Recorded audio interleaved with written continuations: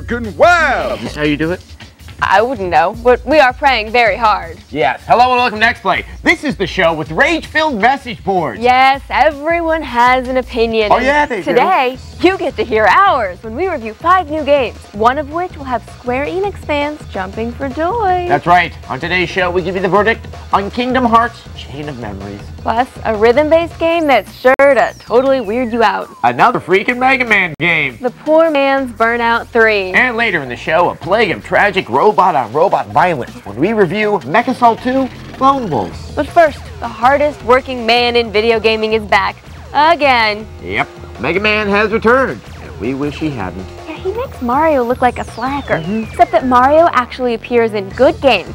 Mega Man, not so much. So what do you do if you start in dozens of mediocre run-of-the-mill games? Well, the same thing you do if you've hosted dozens of mediocre TV episodes. You make another one, of course. Will Mega Man X8 raise the bar? Find out in our review. Yes, it's that bad. If a giant flaming rooster can't save this game, nothing can. It's time for Capcom to put a stake through Mega Man's heart so he can't make any more crappy platformers. Or he could just jump on spikes for another 8 games. Well, while no one is particularly excited about a new addition to the Mega Man franchise, there's one sequel to a game series that almost everyone is excited to see. Kingdom Hearts. Square Enix, the Final Fantasy people, wowed RPG fans with the first Disney-themed Kingdom Hearts game. I actually like that one. I know. Now, fans are eagerly awaiting the console sequel, which isn't due out until the end of 2005. But we have something to ease your pain until the second Kingdom Hearts hits the PlayStation 2. Oh, yeah. Sora and friends are back on the Game Boy Advance with a card battling game that picks up right where the original left off. Here's our review of Kingdom Hearts Chain of Memories.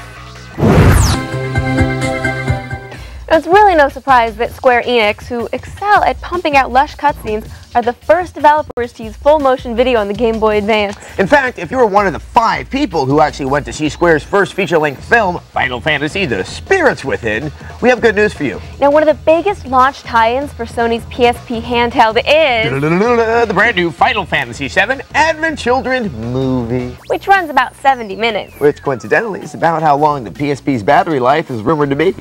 Interesting. That's interesting.